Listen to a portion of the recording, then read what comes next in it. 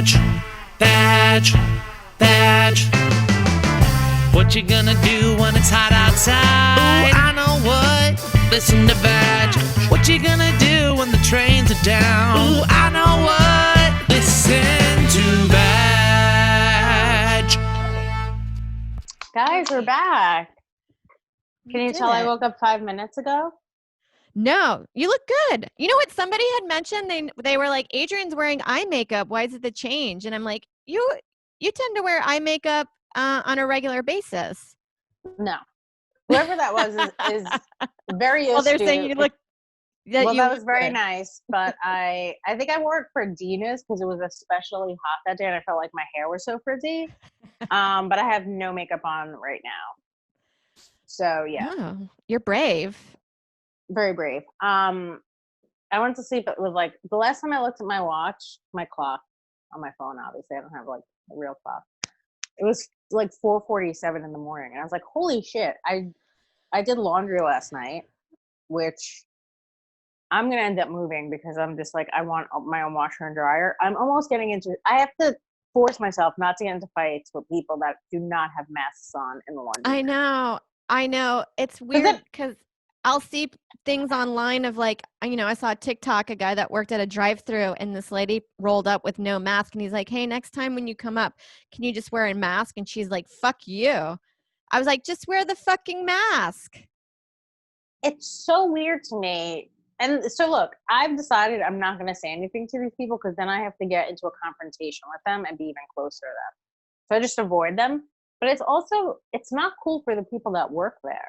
Yeah. You know what I mean? Like I can kind of avoid these people and just like go sit in my car, which is what I do, and like fume in the car. But like these people that work there, you're just like directly affecting them. It makes me so mad. Yeah, and then it's shitty. It's just rude shitty to other people, or it's inconsiderate for sure. Like, there's some people that wear it below their nose, and you're like, well, I guess at least that's half good. And then you're like, come on, dude. Yeah, and then you see some people that just don't wear it at all. Like, and I also just give people dirty looks. That's my equivalent of like shame on you, just like a dirty stare. And I don't even film my shit there. I go sit in my car, and then I come home and I just go. And then after that, I was up watching I'm a Killer on Netflix. What's that one? So it's basically people who've killed someone, and most of them are on death row. It's fascinating. I'm obsessed with it. That's why I was up almost 5 a.m. watching it. Yeah, that is fascinating. You know, it's weird, and it's probably sad to bring this up, but it's been a year anniversary since Dave Kimowitz's death. Is today the day? I think it was a few days ago. Yeah, around here. Because I got it as a memory on my Facebook or something showed up. So I knew it was around this time. And I was like, yeah, I guess that makes sense because it was right when the stand opened, their new location. And I was just putting my mindset with the guy that did it, where you're like, how annoying that it was some person's fucking boyfriend that can't handle his emotions. But I was just wondering, I was like, I wonder if that guy has any remorse with what he did, because he not only killed Dave, right? He killed Dave's nanny, his girlfriend, or their au pair. So that guy was the nanny's boyfriend. Yeah, and it's not like he just knew them. He spent the holidays with Dave. Do you know how insane that is? Like, I know, for someone to welcome you into their home during a holiday, you're sitting at the dinner table with my family, my kids, my wife, and whoever else was there, probably his family, like his mom and stuff. And then you have the audacity to come murder me. Yeah. I think I would just have flashbacks of those dinners. I would be so like, first of all, you can't even imagine what's going on and like what's happening but I would just be so fucking pissed. Well, that's the thing I was thinking about. Like, I mean, I don't understand the murdering, but I kind of understand being blind with rage. Sure. But it was an all-night ordeal. So he never checked himself. He never calmed down to being like, well, my behavior is really out of hand. That you're just like, what goes on in someone's mind? Is this something that we all have inside of us? Or is just like, I don't think so. Cause like so even in watching this show, it's just like, it's weird. Some of the people that kill other people, it's, people they knew, they got mad. Like one of them was like a guy that he went through someone's window and he like shot this old lady. And you're like, okay, he didn't know that lady. That was kind of like a perchance thing. But some people, like, there was one story where, and of course they always bring up his state of mind, where they're like, you know, they go through his back history. Most of these people do have horrible childhoods, but then you also have people have horrible childhoods and they channel that into art, and they're like amazing rock stars and stuff. You know, yeah, they have like addiction, but like fine, they're not out there murdering everyone. Okay, you're like, just do stand-up comedy. Yeah, that's what we're all doing. So then this guy, they always bring up that, you know, they have an awful childhood, and then they bring up how his IQ is, you know, like, I think it was like 70 or below that, which is like pretty much a retard. And you're like, this guy knew well enough that as soon as he shot this lady, he left. Do you know what I mean? He's not that retarded. I think if a retarded person shot someone and they hung around and was just hanging out at the house, you'd be like, well, this person clearly has no idea what's going on. This guy left the You would house. just be like trying to have a conversation with the person that you just killed. Yeah, or you'd be like, that sucks. How'd that happen? Yeah, I don't wow. know, They're sleeping a really long time.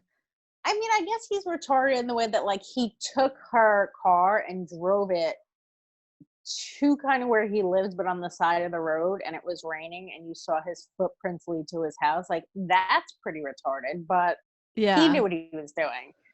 And then there was this other case. It was interesting because I've watched probably about 12 of them, and they've all been men.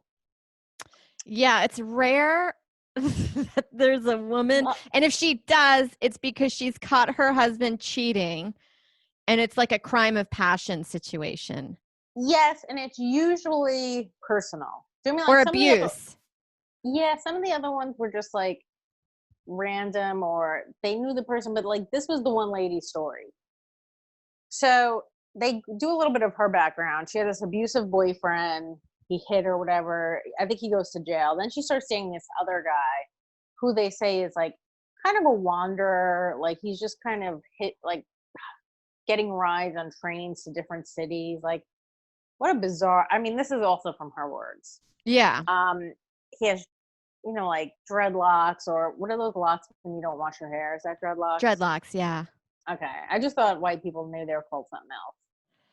Like gross.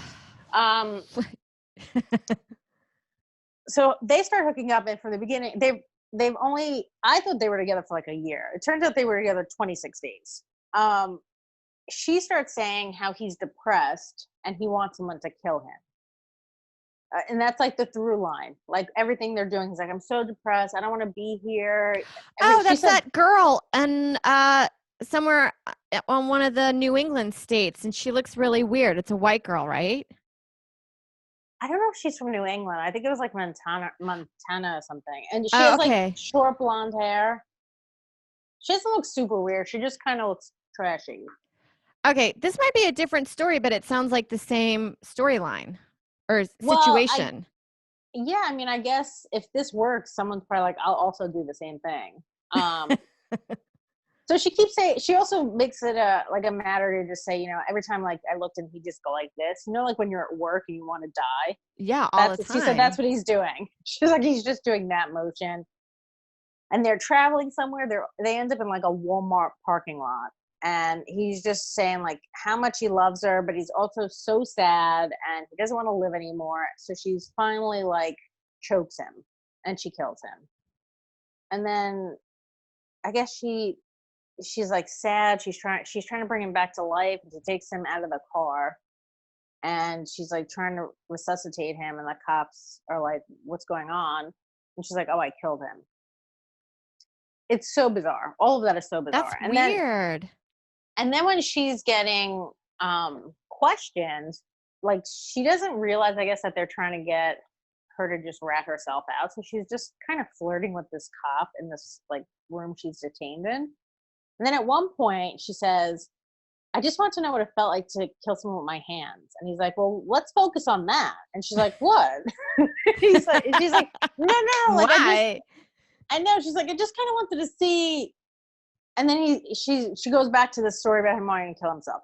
So whatever. This guy's dead. She's in prison. I guess his family hadn't really seen him a lot. Like, I guess they seen him when he was 18, and then they didn't talk to him for a while, and they seen him again, like, in 2014, so, like, 6 years later.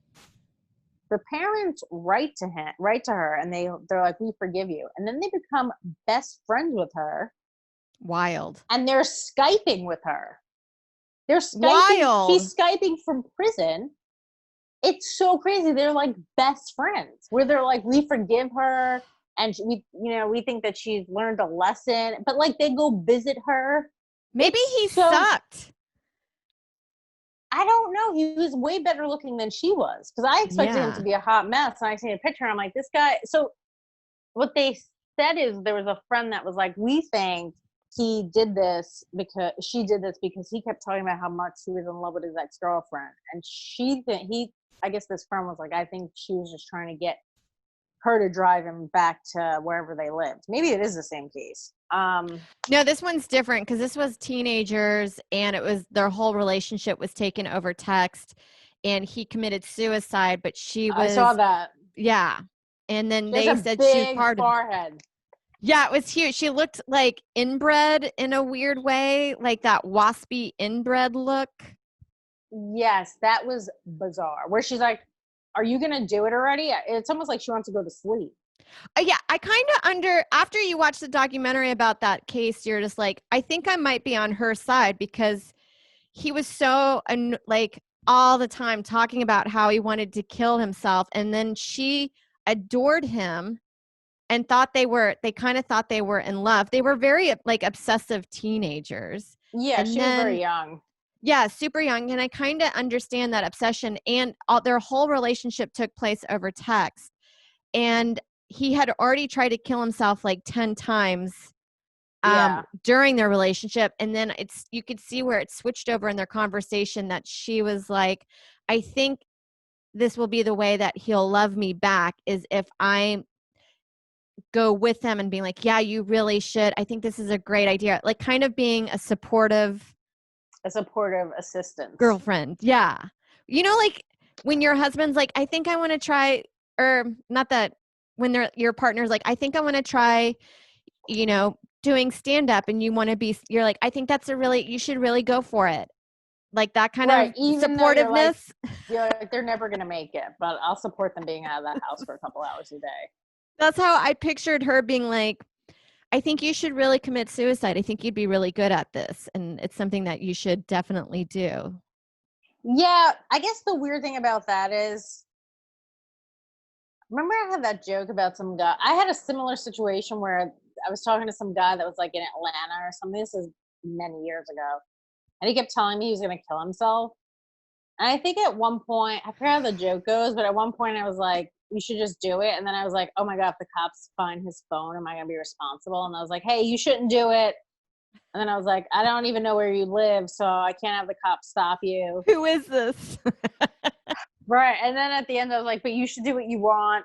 But yeah, I remember thinking like legally, I remember thinking like, I don't want to get in trouble with this guy who I've never met killed himself. All he talked about was killing himself. So like, I get that girl's frustration where you're like, "All right, enough. Like, do it." Well, it's a manipulation tactic sometimes. I think she ended up going to jail for about a little over a year, because she had been in prison during the proceedings, or while they were waiting for trial. Yeah, I thought the way that the judge handled that case was pretty fair, of like, yeah, she has responsibility. I also felt like the girl saw her responsibility in that. But I think the way that she was vilified in the press was a little unfair. That's what the press does. I know, they're awful. I remember seeing there's a part of that Jordan documentary that I mistaked for Save the Last Dance. Yes.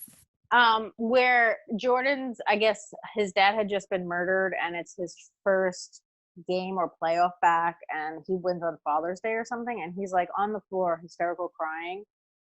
And I'm like, why do we have footage of this? Why is someone taping this guy when he's in a vulnerable, weak moment? And you have that because of the dumb press. Like, so that's my problem with the press, is like, I get that their job is to be conniving assholes. But like, that's not news. That's just no. But to them, being intrusive.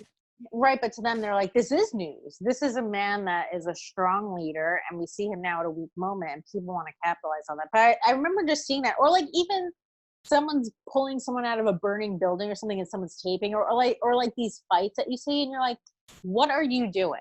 So you're just watching a kid walk into a lake.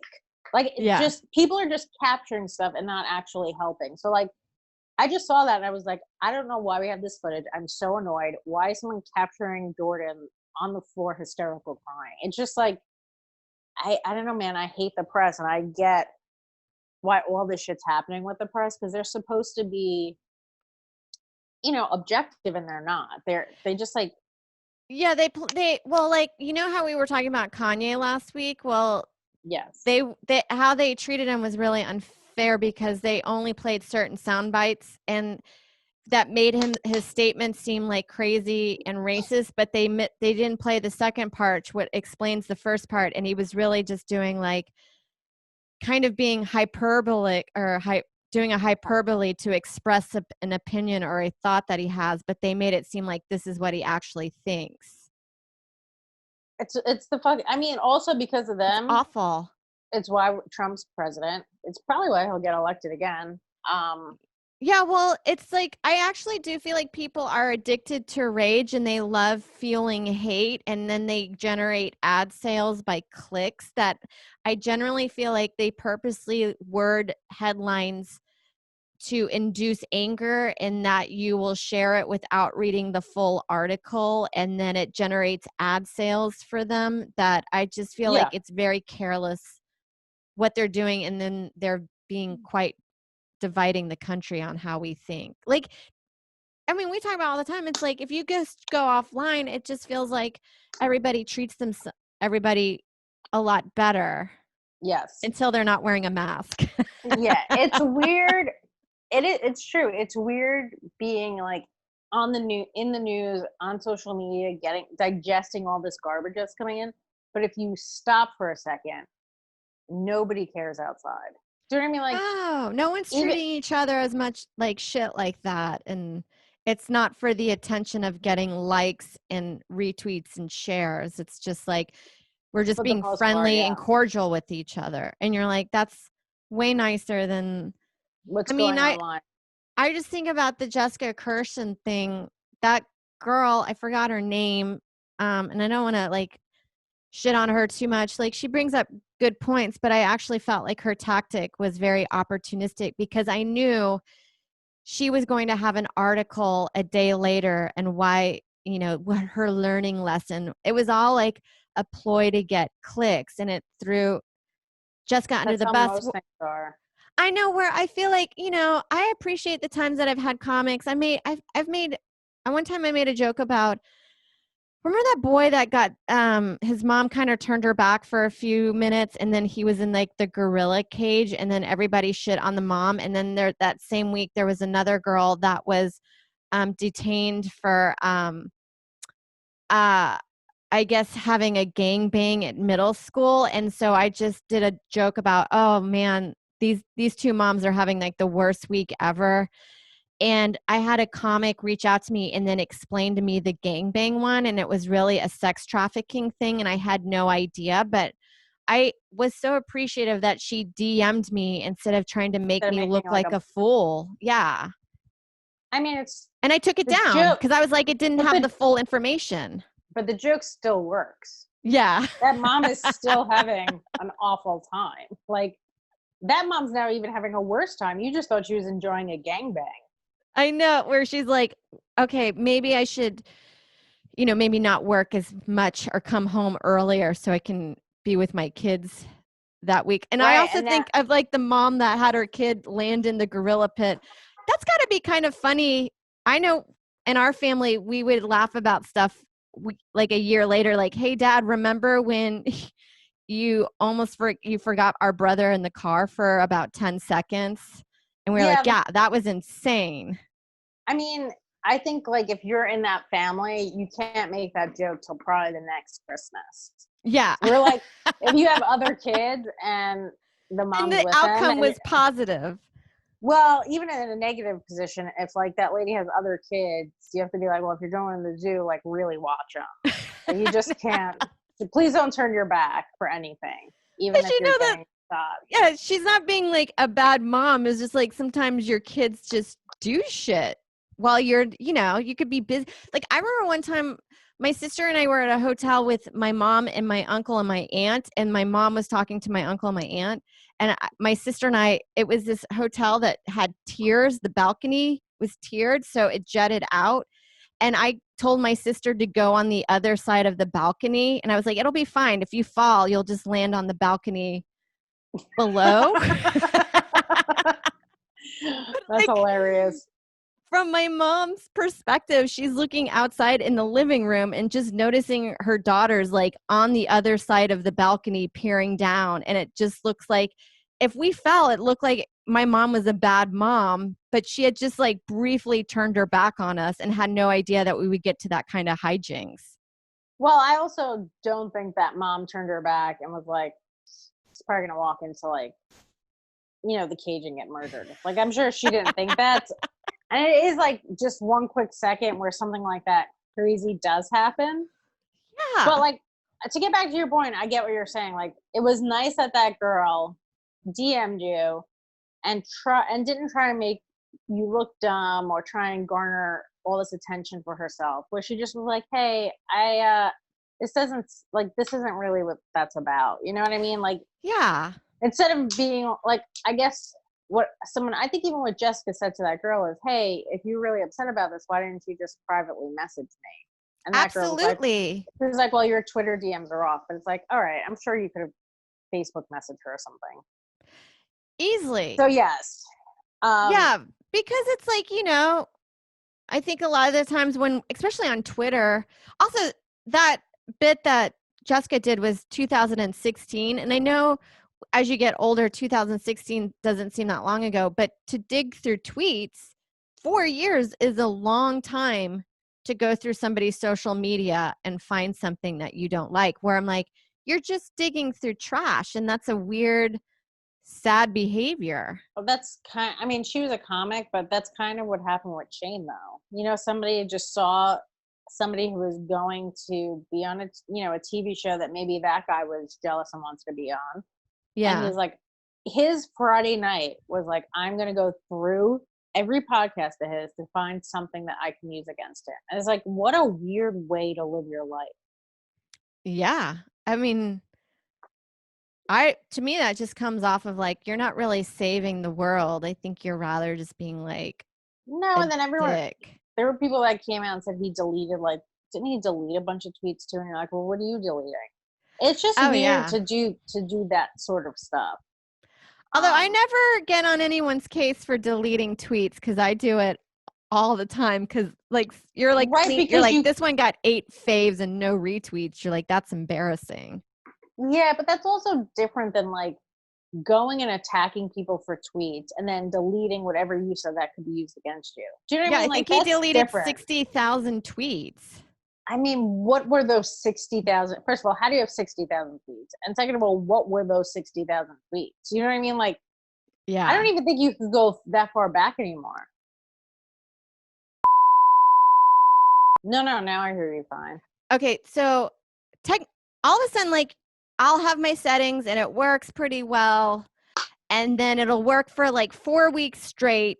I won't touch anything on my computer, any preferences or settings. And then all of a sudden, like they won't register my earbuds anymore through my computer. And then I have to like re-sign on. Like it's never consistently good with technology. No. Because remember, I went into my bedroom and I was using my laptop with that dumb microphone.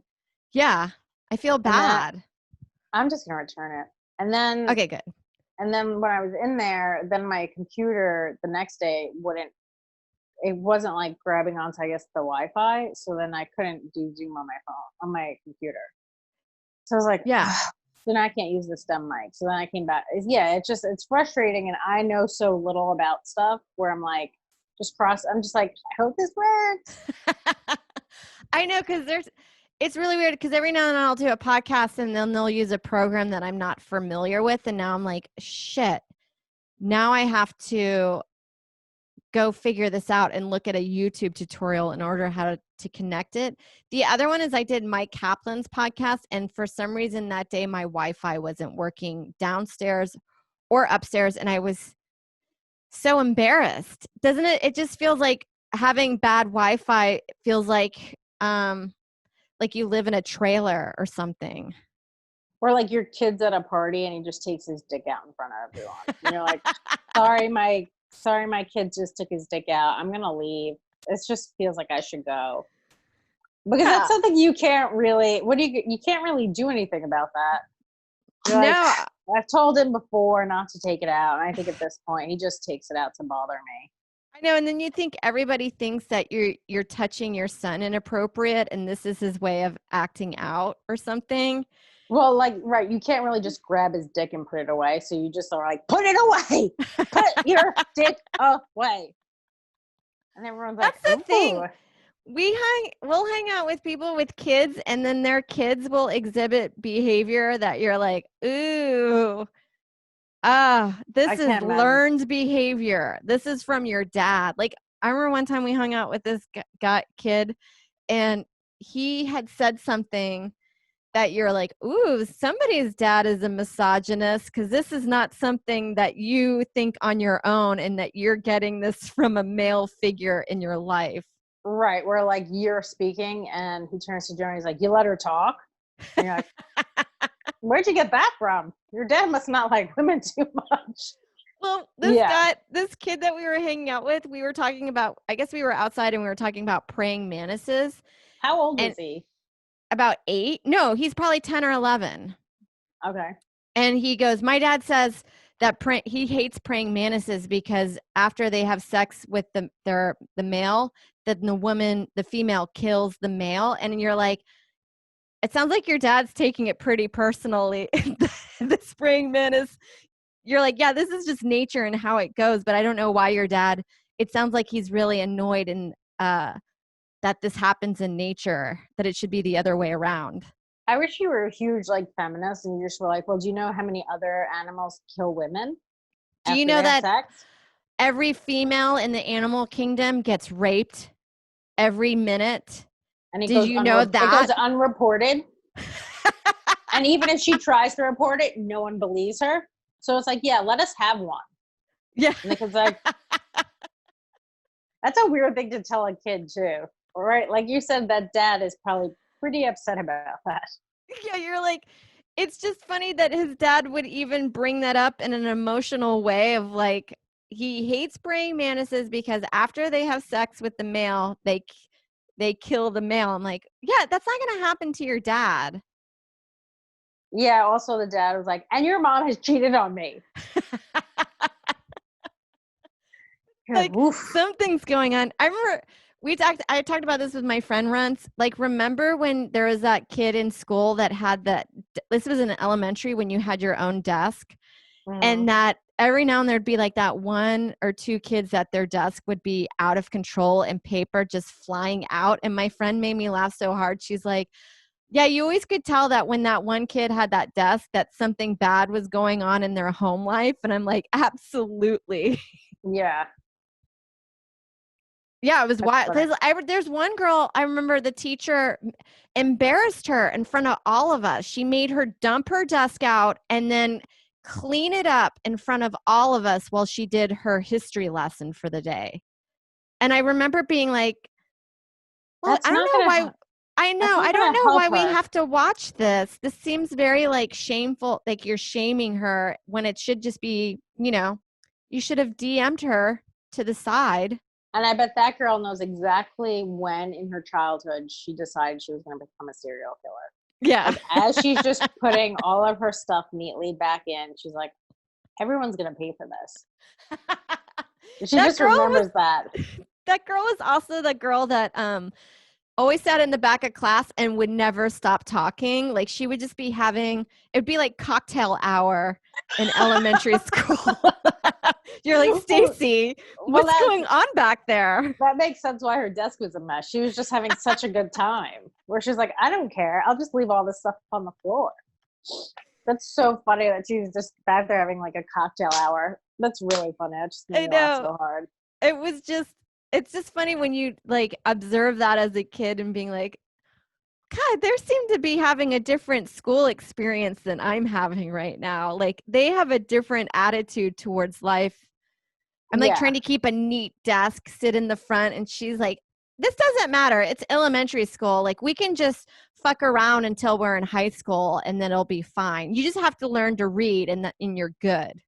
I remember being in like 4th or 5th grade, and like sometimes like if a kid transfers to a new school, he could either be a loser or if he's like good looking, he's then like a hot guy. So we had a kid that transferred. I guess everyone thought he was like good looking. He was all right, whatever. Yeah. He started dating some girl in school, and you could just tell how like kids don't know what they're doing. I guess like what he did was he just punched this girl right in the tit. And I guess he thought that was like second base. He just like punched her so hard. I'm like, if that happened now, that would be a huge deal. Yeah. Assault, Me Too. I mean, it's like so much stuff. You know what I was watching the other day? I watched, was it on Hulu? It was like the documentary about Monica Lewinsky. Yeah. And Clinton. And if that happened 20 years later, even like what was Me Too, about 2017, that happened later, she would have been looked at so differently than she was looked at during that period. First of all, everyone attacked her like it was her fault. Meanwhile, if that happened 2017, she would have been like lauded as this hero. Or just like she would have been looked at so differently. Yeah, she would have just been looked at so differently. Like everyone just made her out to be like this whore, and it's like she was 22 years old. I think she may have been a little bit older, not by much, but enough no, that she was you're 22. Like, was she 22? But she still had agency. She started there. Yeah, she was 22, I think, when she started there. And I guess I didn't really know this because at that time I wasn't following it. What was that chick's name? Paula. Was it Paula Hill? Oh. No, I don't know. You're getting Anita Hill and Paula. I know who you're talking about. The girl with the big nose. What a fun combo. Yeah, Paula. Yeah. She looks like Trump. Yes. With glasses on. Okay, so she was recording all these messages with Monica, getting her to say all this stuff. Oh, that was Linda Tripp. Okay, that's what I was talking about. Yeah. Oh, the other girl is another person. Yeah, also from the Clinton thing. So, what a dumb, mean cunt she is, where she's just on the phone trying to get all this information out of this girl who's 22 years old. Could you imagine liking the president when you're 22 and he's giving you any attention? How excited would you have been? And you have this old jealous hag just calling you on the phone, trying to juice everything out of you. Like, I wish that had happened later because the way they treated Monica was fucking shitty. Like, so shitty. She's a kid. Yeah. Yeah, you are young. Because I was talking about that because beforehand, I guess that comic Brian Callen has an alleged rape that came out in the good way to go into it. LA Times. And I was just talking to Joe about like in comedy, you don't even need the guy to have a huge amount of power. He could just be a club regular and you still think they're the shit. Yeah, I mean, I thought it was more than one person that came out against him. Was it more than one? I've only saw that it, I only read the headliner, so I only just assumed that it was one person right now. Me too. So maybe I should go back and reread it. But I thought what's interesting about Brian Callen, I don't know him at all, but when everything happened with Ari in that Kobe tweet, he came down so hard on Ari, where you're like, dude, this is weird. Like, I mean, I don't know how close they are or not, but he sent him this text and Ari was like, well, you know what? I appreciate that he didn't just like go talk about me and he said this first. But then he went on a podcast and just talked about it. I know. And then the other thing too is like, I guess with the Chris D'Elia thing, who was his like, I don't know if it's his best friend, but really good friend in the comedy scene. And Brendan Schaub. Yeah, they just wiped Chris D'Elia off their social media, any photos with them together. And you wonder if he was starting to sweat bullets. I mean, didn't like they say Brendan Schaub was crying because he also has his own stuff? I mean, this is also, I don't know. I don't know, but that first of all, Brendan Schaub and Brian Callen did a podcast where they were talking about the Chris D'Elia thing after it happened, and Brian had just gotten his eyes done, like plastic surgery to get rid of the bag, so he was wearing sunglasses, and then where That's I was hilarious. like, I don't remember that. no, it's so funny. You have to see it. It's online, and Brendan Schaub's next to him, being like, I mean, we don't know. It's just so hard, and they couldn't even talk. And you're like, how LA is it to be wearing sunglasses because you got plastic surgery, and then you're addressing your best friend's sexual allegations? Like, you couldn't get Any more more LA? LA. Yeah. Maybe Brendan Schaub has no offenses like that. I don't know. I know nothing about him. That's just I know what people were circulating. So don't take that as a fact. Yes. But yeah, man, I don't know. I just feel like we could probably move out to LA and really move up quickly because so many people are just going to be canceled. Yeah, well, I think from what I've gathered, I've heard a lot of people are moving out of LA. Because they're getting canceled? I think because of COVID, but the weird thing is like, yeah, you guys just have to wait it out. It's not going to be forever. Like, we're doing better now. And they have more outdoor space than we do for shows. But they also have a lot of people that think they're above the law there. So I'm sure there's a ton of rich people just like poo-pooing other people doing stuff, and they're like, well, I don't need to wear a mask. It's kind of like that. Didn't you tell me about that story about in the Hamptons or something where they had like a big party? It's kind of the same thing. I don't think that was me, but I think that just came out. There was a chain smoker concert in the Hamptons, and I think a lot of people weren't wearing masks outside. Yes. So that's like the same type of like LA stuff. Did you see that article where it was like a really liberal, progressive Beverly Hills area, and they were having a Black Lives Matter protest, and they called the cops on them? And I was like, yeah, of course. These are the same people that have Black Lives Matters posters and like stuff on their lawn, and then they get mad when their daughter dates a black guy. It's that same mentality where that is just for show. It's like, yeah, of course they're going to call the cops. I mean, yeah, not in my neighborhood. Right. It's like, hey, go protest somewhere else. Yeah, keep it in y'all's jurisdiction. No, I know. It's like kind of frustrating to watch like the hypocrisy of a little bit of the like, left white liberals, I would have to say. Yeah, it's like it's so eye rolling. It's so unbearable where it's like you pretend to be like you're so much better than everyone else, and then you're actually not. So stop.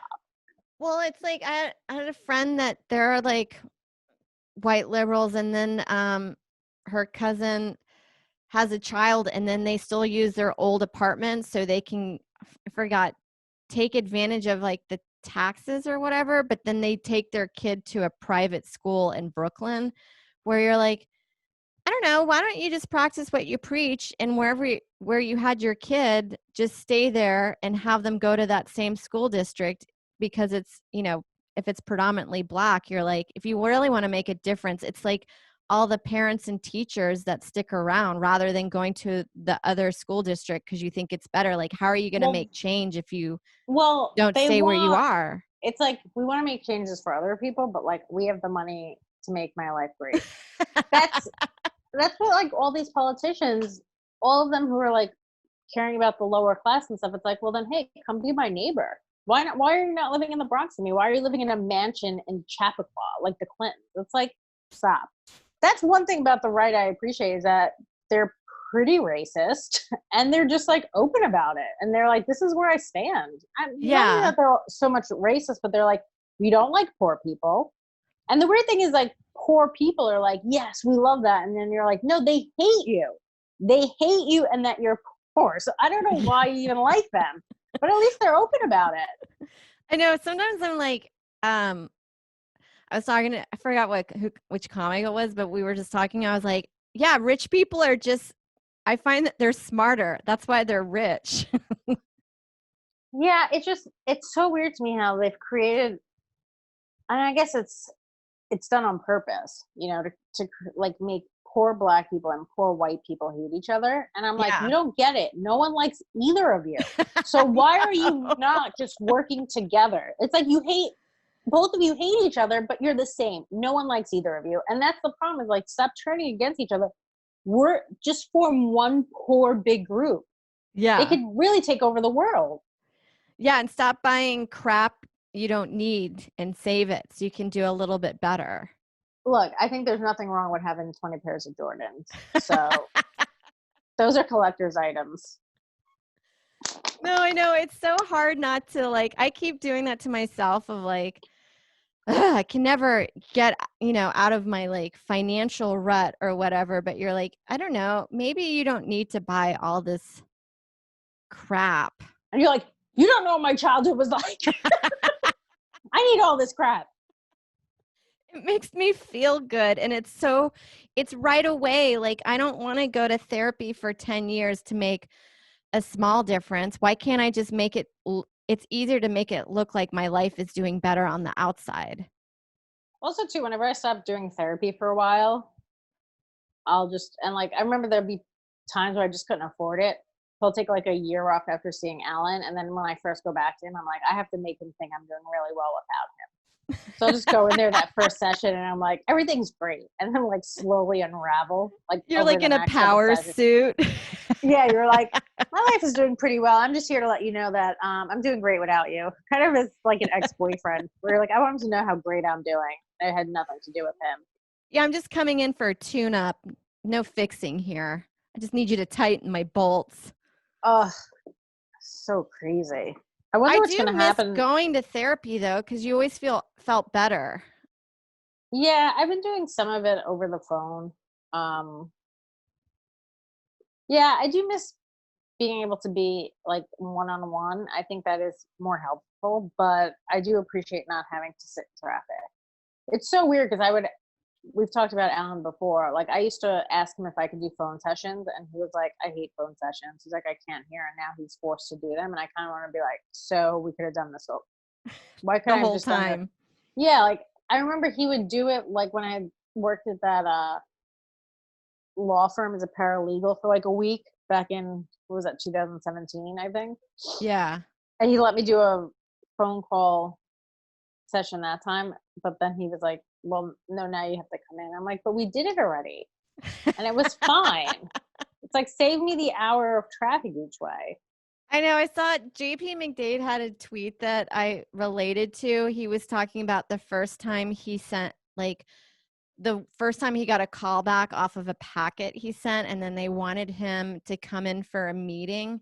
And the only time he could do it was during his lunch break at his full-time job. And you only got like an hour for those lunch breaks. So we had to like rush to the train. And then that line wasn't working at that moment. So we had to walk over. And of course, it's like the dead of the summer heat. So he's wearing like a suit or, 3 layers of like a 3-piece suit outfit or whatever. And then he's like rushing over to this meeting. He's 15 minutes late. He chugs the whole bottle of water that they give you, and he's just red-faced and sweaty. And then he has to make it back on time to his job. And everyone's like, you look like you've aged 10 years and you look like shit and you're just wet and gross. And you're like, yeah, so Zoom meetings aren't that bad.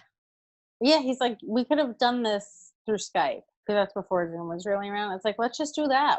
Like, now you're upset that I look like this. I'm upset that I look like this too. And now I have to rush back to a job I hate that I'm trying to find.